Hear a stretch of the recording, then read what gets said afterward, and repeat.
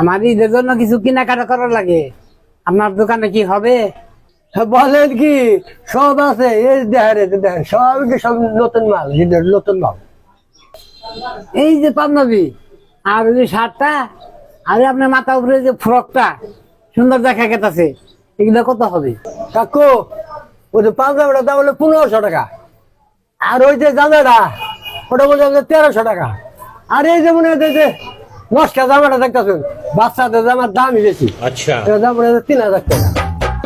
আসল কথার মধ্যে কথা কি, এই কেনাকাটার মধ্যে আমার অভিজ্ঞতা নাই। আমার ছেলে কেনাকাটা করে তো, কিছু কম দাম ভালান যাব না। উপায় নাই মুরব্বী, সীমিত লাভ। 1 মাস ব্যবসা করে সারা বছর চলি। কি করার আছে, রোজা থেকে শরীর খুব ক্লান্ত, আর বেশি দোকানে ঘুরতেও পারতাছি না। আপনি প্যাকেট করে দেন। আচ্ছা দিতাছি।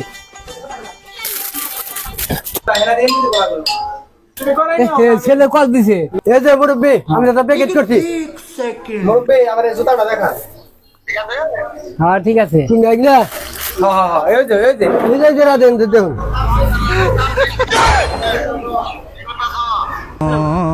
ঠিক আছে ওই তুমি বাহ, তোমার জুতা ভরে দিতে হবে। বাবা, রেখে দাও। মুরব্বী, আমার ছেলে কি পুলিশ? হ্যাঁ মুরব্বী, ওই মেয়ে তো দেখি নাই বুঝছো, ওই মনে হচ্ছে পাঞ্জাবি, ওটা মনে হচ্ছে দাম চাচ্ছিলাম 1500 না, ওটা মনে হচ্ছে 800 টাকা। আর জামা ওটা মনে হচ্ছে 500 টাকা। আর যে মহিলার ড্রেসটা পোলাহানের, ওটা মনে হচ্ছে 700 টাকা। এই যে মুরব্বী না আচ্ছা ঠিক আছে, দিন দিলে। পয়সা গেছে আজকে অল বেঙ্গলি গেছে, তারপর আজকে খবর আছে আমার। হ্যাঁ বাবা, ঠিক আছে, দাম কমই রাখছে। ই করো, তুমি পুলিশের ড্রেস খুলে আলাও।